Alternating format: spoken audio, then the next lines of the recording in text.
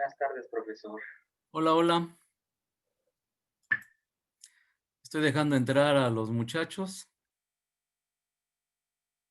Vamos a esperar a ver cuántos llegan hoy. Hola, profe, disculpe, ¿le puedo hacer una pregunta? Hasta dos, dime. Bueno, es que, quería ver si está bien de los dos videos que dejó la tarea de resumen, y solamente hice una conclusión. Entonces, ¿hago 2 o con la que hice está bien? Está fallando tu micro. Oí la mitad de la pregunta. Repítamelo, por favor. Checa tu micro, por favor. ¿Ya me escucha mejor? A ver, habla, dime, por favor. Que si está bien si hice un solo resumen de los 2 videos de la clase pasada o tengo que hacer los 2. Un video era el, el de Constantino Brahe con Kepler. Estaba El de las partido 2 en dos. partes. Ajá, Ese es un resumen, porque estaba okey, partido en un video de 8 minutos y en otro de 5, no sé si recuerdes. Y, sí, y el otro resumen es cuando yo leí el texto del el año, de la lectura, ¿verdad? exactamente la lectura, eh, ¿cómo se llama? Del año que vivió Tycho Brahe, bueno, perdón, Kepler en casa de Tycho Brahe. Son Ah, dos okey, resúmenes. ¿Ok? sí, me estaba confundiendo. Okey, gracias. Estaba viendo el último video del lunes y les encargué que me buscaran imágenes del método científico, ¿verdad? De los pasos del método científico. Vimos el método Sí. científico el lunes. Muy bien. Estoy esperando que entren más. Hay pocos todavía. Hay 21 nada más. Vamos a esperar un poquito. El día de hoy vamos a ver un video. Espero que entren más, porque el método científico no es la única manera de hacer ciencia. También se puede hacer ciencia por accidente o hay otras formas de hacer ciencia, pero el método más generalizado es el que inventó Galileo Galilei, el método científico. Pero hoy vamos a hablar de descubrimientos hechos por accidente. Hay grandes descubrimientos hechos por accidente. La radiación, la vacuna contra la rabia y el tema que hoy vamos a hablar es de la penicilina. La penicilina es un antibiótico que mata a las bacterias.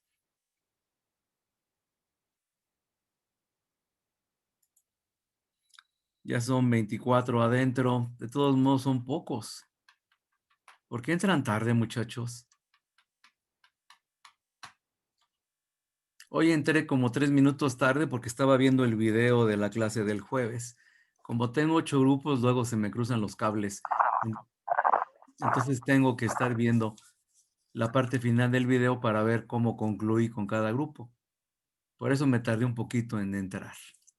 Bueno, Yaret, por favor apaga tu micro que no sé, se oye muy raro, como que está rascando algo. Por favor, Yaret.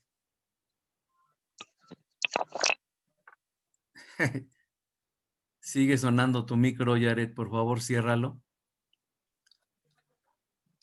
Y no lo cierra. Bueno,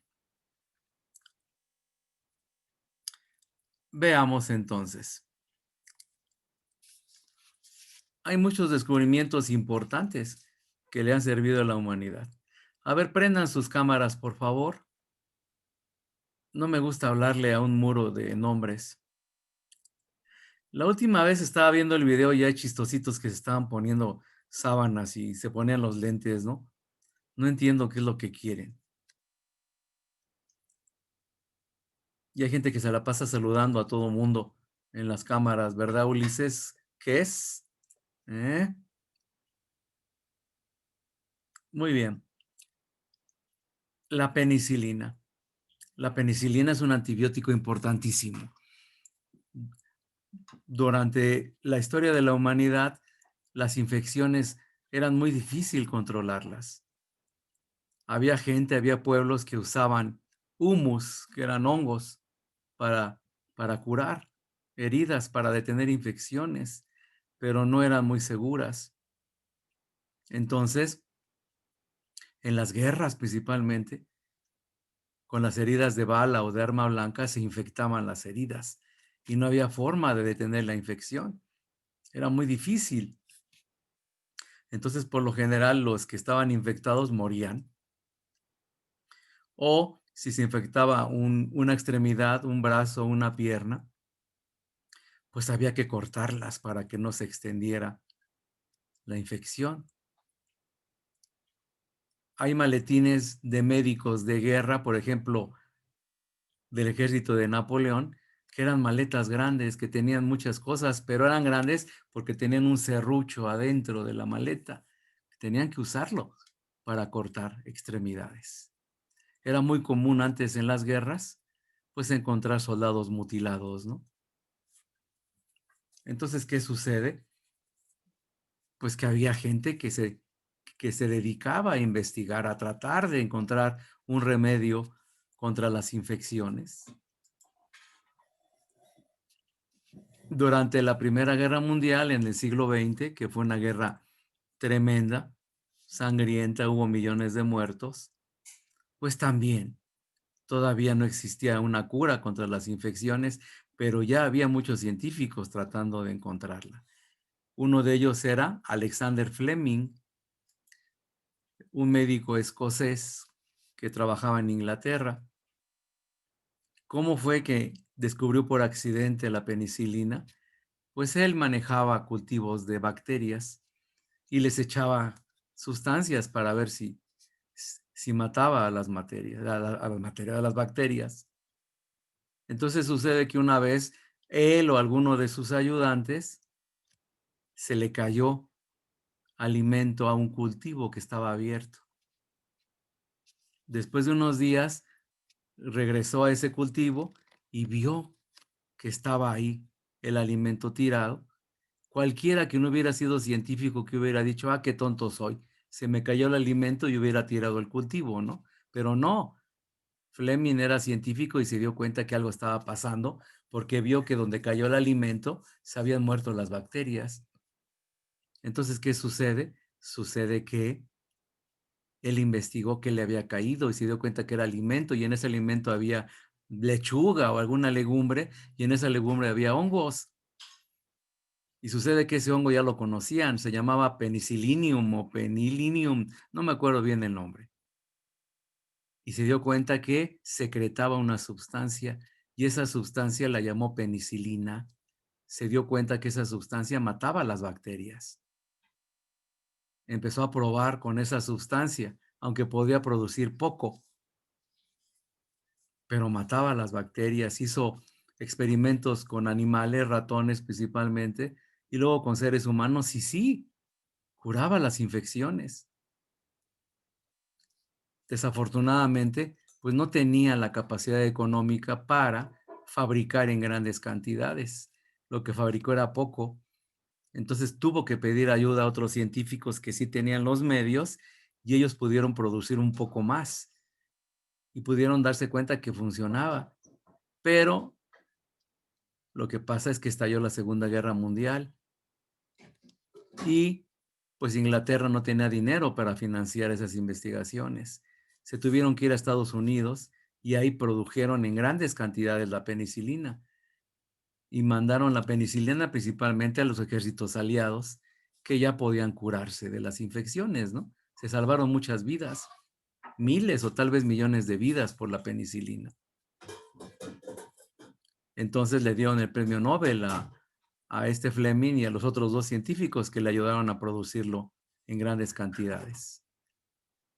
Y lo más maravilloso de todo esto es que Fleming no quiso la patente de la penicilina.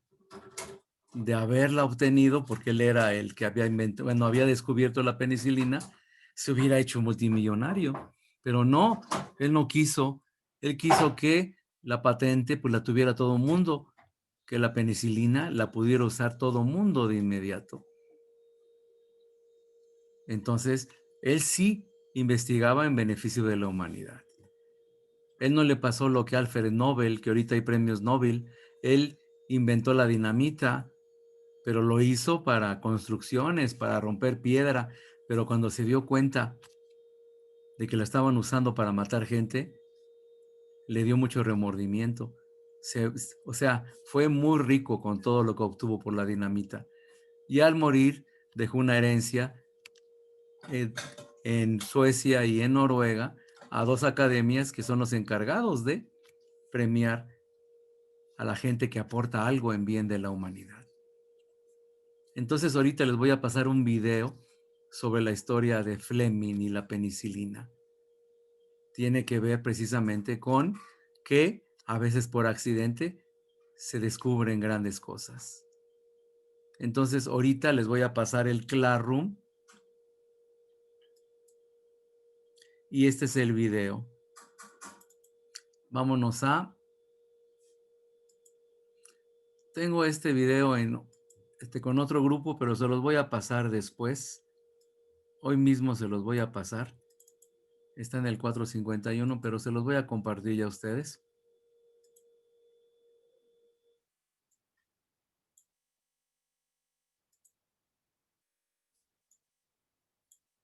Alexander Fleming. Pongan atención, a lo mejor no acabamos de verlo completo porque es largo. Dura 25 minutos. Si veo que se me está acabando el tiempo, entonces lo corto y ustedes ven el final del video. ¿Estamos de acuerdo? Alexander Fleming, así se llama el video. En todas partes del mundo. Veamos.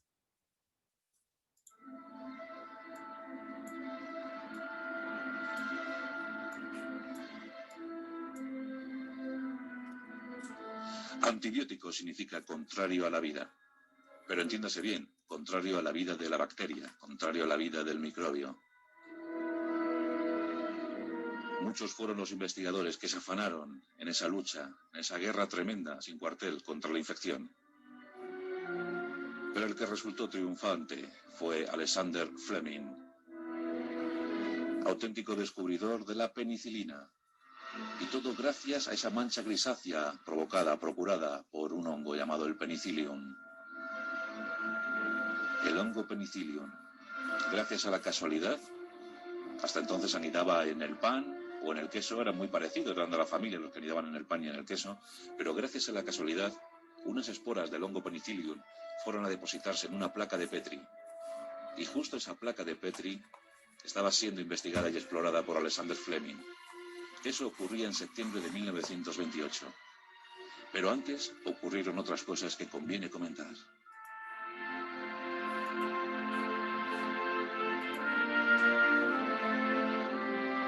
La historia de la ciencia es la historia de la casualidad.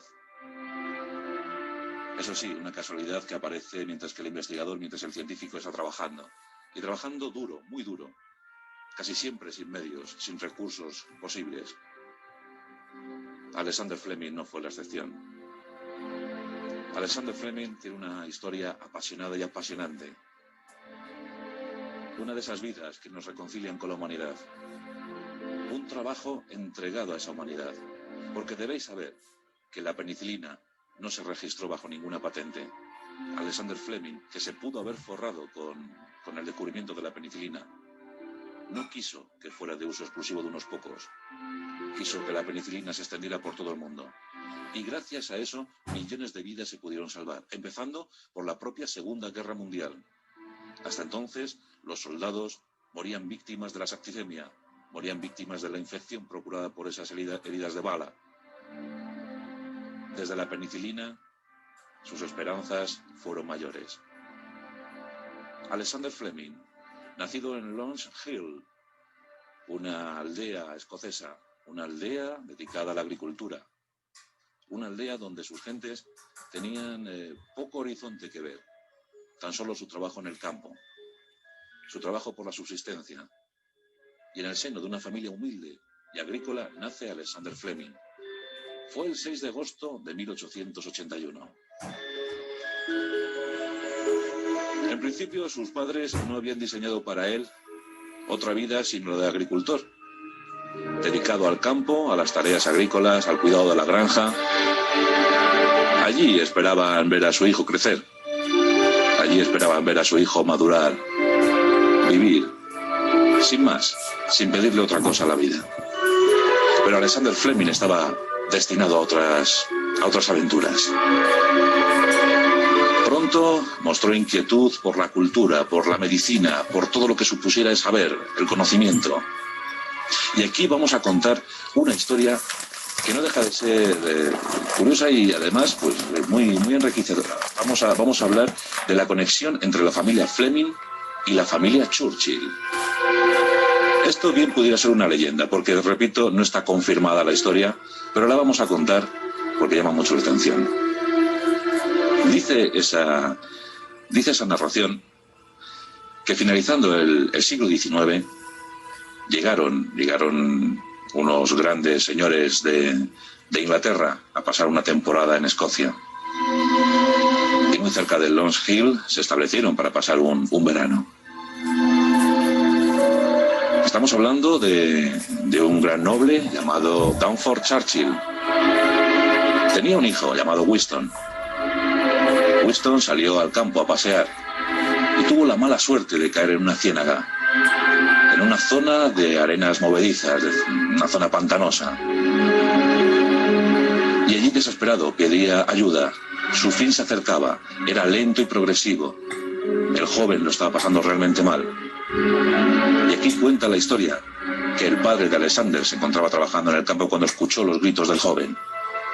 Rápidamente se acercó al pantano, se metió en él hasta que la zona le cubrió la cintura y extrajo al joven de la ciénaga, salvándole la vida, claro. El hecho, pues, en principio no iba a tener mayor importancia, sino la de haber salvado la vida de un joven británico que por allí andaba pasando sus vacaciones. Pero Winston contó todo a su padre. Y al poco, un carruaje suntuoso se plantó ante la granja de la familia Fleming. Lord Durnford bajó del carruaje, se dirigió al padre de Alexander y le dijo: usted ha salvado la vida de mi hijo. ¿Cómo se lo puedo pagar? ¿Cómo se lo puedo premiar? En ese momento el señor Fleming dijo: usted no me tiene que pagar nada. Fue mi deber. Lo hice con mucho gusto. No tiene que darme nada a cambio. Lord Durnford, agradecido ante todo, dijo: quiero que ese niño que estoy viendo en el umbral de la puerta tenga la misma educación, reciba la misma instrucción que mi pequeño Winston. El señor Fleming en ese momento pues no dio mayor importancia y lo dejó estar. Pero al cabo de los años, la familia Fleming recibió una dote económica. Y esa dote económica permitió que Alexander pudiera ir a la universidad a estudiar medicina, que era su deseo. Qué curioso, pero años más tarde, Winston Churchill, ya como primer ministro del Reino Unido, contrajo una neumonía. Y en ese momento dicen que la penicilina, descubierta por Alexander Fleming, salvó de nuevo la vida de Winston Churchill. Por tanto, el padre salvó a Winston cuando era joven y el hijo lo volvió a salvar años más tarde. Dicen que el que siembra recoge. Es una historia no confirmada, pero que circuló con mucha intensidad por el Reino Unido. Es la conexión entre la familia Fleming y la familia Churchill, dos familias muy notables de aquel Reino Unido. Bien, pues tengamos en cuenta que la familia Fleming ya tiene dinero para dar estudios a su chavalín. Hasta que llegó ese dinero, Alexander había trabajado en el campo y también había trabajado como oficinista, había trabajado en una oficina. Pero con ese dinero, con ese recurso económico, que bien pudiera ser de Lord Durnford Churchill o de una herencia recibida de algún familiar, Alexander marcha a la universidad y se va a Londres. Y allí, en el año 1906, cuando tenía 25 años, se doctora. Ya es doctor en medicina y se especializa en bacteriología. Su gran pasión, su gran amor fue la docencia, enseñar todo lo que se sabía sobre bacteriología, que no era mucho, por cierto. Hasta mediados del siglo XIX no se hablaba de infección, no se sabía muy bien qué era la infección, cómo combatir la infección. Fijaos que la palabra malaria viene de mal aire, pensando que la malaria era provocada por el aire pútrido de los pantanos. También se decía que cuando alguien tenía una infección era seguramente por algún mal de ojo, por alguna hechicería, alguna brujería. No se sabía muy bien cómo contrarrestar. Había algunos remedios naturales, pero eran insuficientes, claramente insuficientes. En la Edad Media sí que los médicos, los doctores, entonces habían detectado que poner una mascarilla para los tratamientos de la peste era útil. También recomendaban quemar los cuerpos de los dañados por ese mal. El sentir popular hizo incluso generar medicinas propias para cada lugar. En la Sarquía malagueña, por ejemplo, se hablaba del pan de embarazada, el mendrugo de embarazada. Se colocaba un pan en una habitación oscura, se dejaba que enmoheciera y cuando el moho lo había cubierto completamente, se le suministraba a la parturienta para que de esa manera evitara las fiebres posparto. Ya de alguna manera se estaba entrando en contacto con el mundo de los hongos. A finales del 19, ya muy decididos todos por los estudios del doctor Pasteur, a finales del 19 se rozó de alguna manera, el doctor Clemens rozó de alguna manera el hallazgo, el descubrimiento de la penicilina. En 1896 publicaba un trabajo basado en su tesis sobre la guerra entre los hongos y las bacterias. Se rozó el descubrimiento, pero nadie se percató de ello. De hecho, ni siquiera Fleming tuvo conocimiento de este estudio. Pero en el año 1906, como decía, con 25 años ya es doctor en medicina. Y ya le podemos ver en sus primeros centros de investigación. Como para todos los jóvenes europeos, llegó la tragedia. En 1914 estalló la Primera Guerra Mundial. Y aquí tenemos al doctor Fleming yendo al frente, marchando al frente. Va a haber visiones horribles, va a tener momentos de mucha contrariedad. Y llegó el momento decisivo para su vida. Estamos en 1916, en los campos de batalla franceses. Las refriegas eran continuas, las batallas sangrientas, las más sangrientas que había visto la humanidad. En esos momentos, el doctor Fleming tiene 35 años y es un médico de campaña. Es un médico que está en el primer frente, en la primera línea del frente. Tras un combate sangriento y cruel, el doctor Fleming llegó al hospital. En ese hospital de campaña se encontraban hacinados los enfermos, los heridos de guerra, los heridos de combate. Centenares de soldados británicos se estremecían por el dolor. Muchos de ellos habían contraído la infección. Se sabía que casi todos no superarían la primera noche. La septicemia era el gran mal de la guerra. Muchos morían, sí, por las balas o las bombas, pero casi todos caían por la septicemia. Tras una visión dantesca, cuando la sala estaba cubierta por la sangre y por los cadáveres, el doctor Fleming se hizo un juramento a sí mismo. Dedicaré mi vida a luchar contra la infección. A partir de ahora no habrá otra meta para mí, sino la de luchar contra las bacterias. Comenzaba la gran historia del doctor Alexander Fleming. Tenía 35 años y ya había decidido cuál iba a ser su futuro. Una vez finalizado el conflicto, regresa a su querida Inglaterra y allí en Londres, en el Eternal Medical School, St. Mary Hospital, se afana en la investigación. Dicen que era muy descabalado, dicen que era descuidado al máximo, que todo lo tenía perfectamente desordenado. Era un hombre apuesto, con unos inmensos ojos azules, siempre vivaces, siempre dispuesto al descubrimiento, siempre dispuesto al análisis. En eso destacaba sobremanera. Y siempre entregado al estudio, a la investigación contra la infección. Las bacterias eran sus grandes enemigas. Había que combatirlas. Le podemos ver en su laboratorio, en su pequeño reducido laboratorio, investigando, analizando esas placas de Petri. Todas esas bacterias generaban unas manchas inmensas, unas manchas amarillas. Ahí se planteaban las colonias de bacterias. Y bueno, sobre una masa gelatinosa que quedaba instalada en las placas de Petri, pues se instalaban esas bacterias para ver cómo evolucionaban, a ver cómo crecían. Cuenta la historia de la medicina que en el año 1921 Alexander Fleming llegó muy congestionado al laboratorio. Sí, había contraído una gripe espantosa. Estaba fatal. Pero bueno, aún así decidió acudir a trabajar. Llegó, os podéis imaginar la escena, un científico, pues bueno, con ropas mal puestas, mal vestido, mal peinado, estornudando, sonándose los moquillos. De esa manera entró en el laboratorio, que se quedó mirando una placa de Petri. Se la quedó mirando y de repente pensó algo. Extrajo mucosidad de su nariz y esa mucosidad la depositó en una placa de Petri.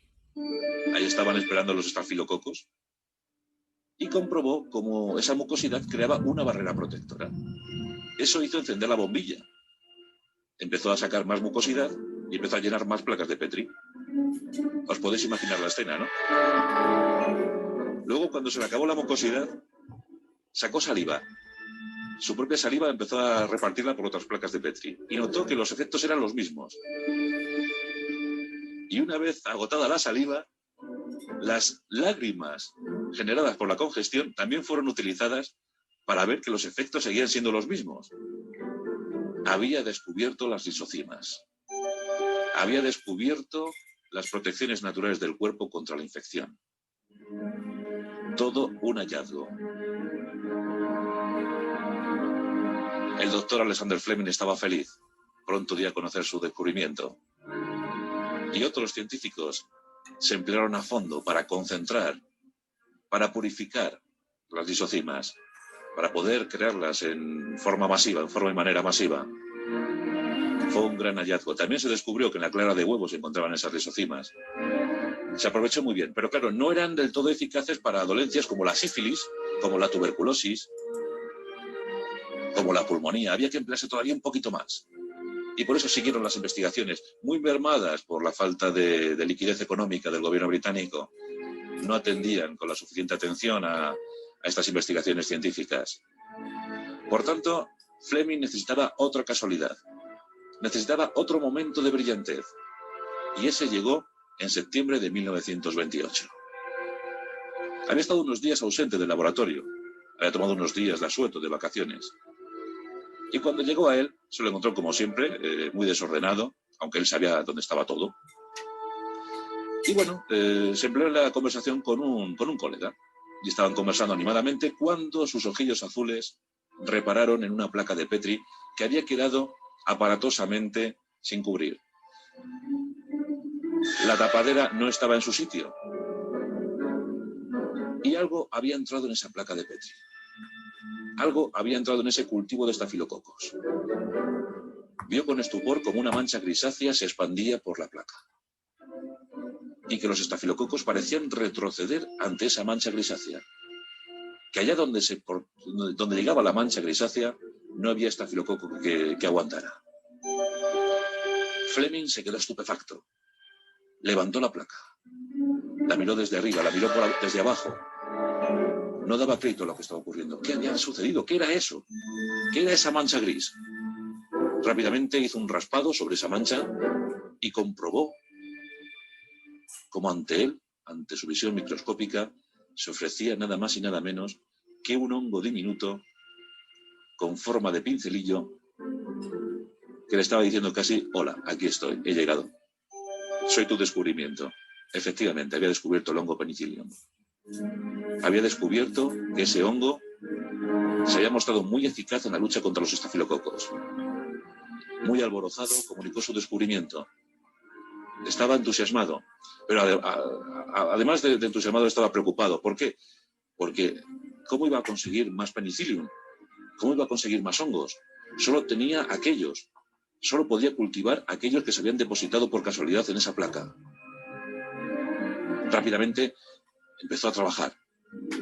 Fue muy lento, pero progresivo. No cejó ni un solo minuto en el avance de la investigación. En enero de 1929 publicaba sus resultados. Hay que decir que sin muchos resultados, sin mucha repercusión. Sin mucha repercusión porque el gobierno británico no quiso dar ni una sola libra esterlina más para ese tipo de investigaciones. La situación de Europa también empezaba a ser algo delicada. Pero no desanimaron a Fleming, que siguió investigando. Y aquí hay que hablar de dos héroes. Hay que hablar de Ernst Chain y de Oswald Florey. Lo cierto es que estos dos científicos fueron decisivos para la investigación de Fleming.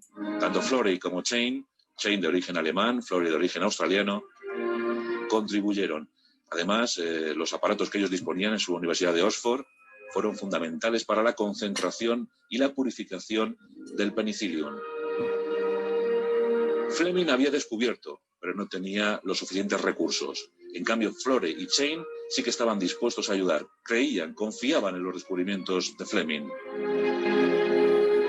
Aquella alianza de los tres genios fue muy fructífera. Pero algo terrible había ocurrido. La Guerra Mundial. Habían pasado ya 11 años desde el descubrimiento de la penicilina.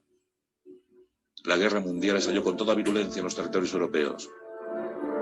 Los científicos británicos miraban temerosos cómo el poder alemán avanzaba inexorablemente. La penicilina estaba a punto de aparecer. La experimentación estaba a punto de realizarse. Pero en 1940 Inglaterra estaba más sola que nunca. Por tanto, muchos científicos de la comunidad intentaron emigrar hacia los Estados Unidos, donde, bajo su abrigo, intentarían resolver esos problemas que tanto les acuciaban. Aquí tenemos otra de las historias hermosas de la vida de Alexander Fleming. Antes de partir, antes de tomar el barco que le condujera a Estados Unidos, solo tenía esas muestras de penicilio, las originales. Había trabajado con las originales desde el año 1928. Solo tenía esos cultivos. Claro, arriesgarse a un viaje tan largo hacia los Estados Unidos podría ser el fin para el penicillium. ¿Y cómo conseguir nuevas muestras? Bueno, pues aquí tenemos al arriesgado Fleming cogiendo sus muestras de hongo penicillium, sus muestras de penicilina, e impregnando todo su equipaje, todo su vestuario de esos hongos. Y con eso se lanzó a la aventura. Imaginad la situación, toda la ropa, la maleta, los trajes, todo impregnado de penicillium. Y así hizo el viaje a los Estados Unidos. Comprobó con alegría cuando llegó a los Estados Unidos que los penicillium seguían más vivos que nunca. Estaban en perfecto estado y la investigación pudo seguir. En 1941, Chain, Florey y Fleming ya tenían todo a punto. Comenzaron la experimentación con los animales. Ahí entró la penicilina con resultados asombrosos. A finales de año, ya en seres humanos, con idénticos resultados. Y en poco tiempo, la penicilina se utilizó de forma masiva en todos los frentes de combate, en todas las partes del mundo. Fue un hecho prodigioso. La infección comenzó a retroceder. Millones de vidas se pudieron salvar. En 1944, Alexander Fleming era nombrado Sir del Reino Unido. En 1945, los tres investigadores, porque los tres lo merecían a partes iguales, Florey, Chain y Fleming, recibían el Premio Nobel de Fisiología y Medicina. Todo un orgullo para la humanidad. Os preguntaréis que cómo fue la utilización de la penicilina en España. Pues también muy curiosa. La primera vez que se utilizó penicilina en España fue en el año 1944, el 10 de marzo. El 10 de marzo de ese año se utilizó una dosis de penicilina con un ingeniero de minas que sufría una infección fortísima. Se le aplicó una dosis de penicilina cuando tenía 39 grados de temperatura. Al día siguiente ya solo tenía 37, se le aplicó la segunda y mejoró notablemente. También se utilizó en una niña. Fue en Madrid y en La Coruña donde se utilizó por primera vez la penicilina en nuestro país. Ocurre que los primeros años de la penicilina pues fueron unos años costosísimos para su reparto, para su distribución. Y en España la penicilina no llegaba. Los extraperlistas se pusieron las botas vendiendo penicilina. En los años 40, una dosis de penicilina llegó a alcanzar las 30 pesetas. Y eso era una fortuna para los años 40, 30 pesetas. La gente tenía que hipotecar casi su vida para conseguir dosis de penicilina, vender propiedades. Corre una leyenda, dice que en un famoso bar de cócteles en Madrid, el Bar Chicote, se podía conseguir penicilina de extraperlo de contrabando y que eran muchos pilotos de aviación los que traían esa penicilina. Fue tremendo en la década de los 40 conseguir penicilina en nuestro país. Ya por fin, en el año 52, se pudo producir penicilina en nuestro país. Ya bajó el dinero, bajó el precio de la dosis. De 30 pesetas bajó a 18, es curioso. Y 2 años más tarde ya costaba 13 pesetas. La penicilina trajo un gran avance para la humanidad. El siglo XX, el siglo de las vacunas, el siglo de los analgésicos, el siglo de la quimioterapia, el siglo de la penicilina. Desde el año 45 se dedicó a la docencia. Fue rector en la Universidad de Edimburgo. Fue doctor honoris causa en muchísimas universidades. Roma, Princeton, Harvard, Lieja, París. Por supuesto en Madrid también. Madrid fue nombrado doctor honoris causa. Fue inscrito como miembro de la Academia de Medicina de Barcelona. viajó a España. Le podemos ver en una foto donde aparece con su cabello desmelenado, descuidado, sus vestidos no precisamente a la moda, y sus inmensos ojos azules. El doctor Alexander Fleming. Y además un héroe, porque no consintió en patentar su descubrimiento. Lo donó a la humanidad. ¿Os acordáis de Patarroyo, verdad? Con su descubrimiento sobre la vacuna de la malaria. Es que de vez en cuando la historia nos cede a uno de estos héroes. Hace que nos sintamos bien cuando descubrimos que han dedicado su vida por enterar a los demás. Desgraciadamente, cuando tenía 73 años, a punto de cumplir 74, el 10 de marzo de 1955, fallecía Alexander Fleming. Todo un símbolo para la investigación científica. Todo un héroe de nuestro tiempo. Hoy nuestros pasajes de la historia, dedicados a él y a esa penicilina asombrosa.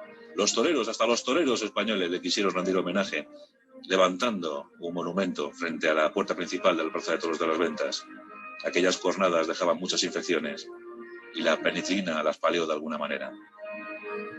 Hoy en día el uso de los antibióticos incluso llega a estar cuestionado. En los años 70 hubo una gran reunión de científicos porque alarmados habían comprobado que el ser humano o las bacterias que habitaban en el ser humano se habían hecho fuertes frente a los antibióticos. El uso excesivo, pues la verdad es que dulcificó el efecto del antibiótico. Pero gracias a esa penicilina inicial, luego llegaron nuevas series, incluso llegó la penicilina sintética, la artificial, más efectiva. Se ha podido combatir a enfermedades como la tuberculosis, como la sífilis, como la pulmonía. En fin, que hay que estar muy agradecidos a estos hombres que dieron su vida por entero para que nosotros pudiéramos estar algo mejor, para que nuestra calidad de vida fuera algo mejor. Desde aquí Muy bien. Si pudimos ver completo el video. Quiero un resumen de esto. Y la siguiente clase vamos a platicar del abuso que hemos hecho de la penicilina. Cada vez nos tienen que dar dosis más fuertes, se tienen que inventar medicinas más potentes, pero también es una guerra contra las enfermedades que se van haciendo también cada vez más resistentes, ¿verdad? Un ejemplo es el COVID-19. Las enfermedades también se van haciendo más fuertes. Va a ser más seguido que haya epidemias, pandemias. Es una carrera de los científicos contra las enfermedades. De eso ya platicaremos en la siguiente clase. ¿Estamos de acuerdo? Entonces, la última parte de la tarea es un resumen de este video. Y me tienen que entregar la tarea el próximo viernes a más tardar. ¿Estamos de acuerdo? Es la segunda tarea. ¿Alguna duda de última hora? Ya me queda minuto y medio de Zoom antes de que nos corte la transmisión. Entonces hay solamente 3 resúmenes para entregar el día viernes, ¿no? Bueno, antes del día viernes. Y los apuntes, por favor. Acuérdense, sus apuntes. Okay. ¿Estamos de acuerdo? ¿Alguna duda de última hora, por favor? ¿Se entrega todo junto? Todo junto en una tarea. En la tarea 12, no me mande nada a la tarea 3. Es tarea 2, por favor. Todo junto. De preferencia en PDF, todo junto, por favor, para que sea un archivo. Si me mandan 10, 12 fotos, sí las veo, pero me tardo más en andar ahí viendo foto por foto. En cambio, un PDF, pues lo veo como rollo, luego voy viendo, ¿no? Es más rápido para mí. Ustedes me ayudan. Recuerden que son 450 tareas las que tengo que revisar el fin de semana. ¿Estamos de acuerdo? ¿Alguna duda? Ya me queda menos de un minuto. Profe, entonces, donde mismo de Kepler y Tycho subimos las 3 y la imagen del...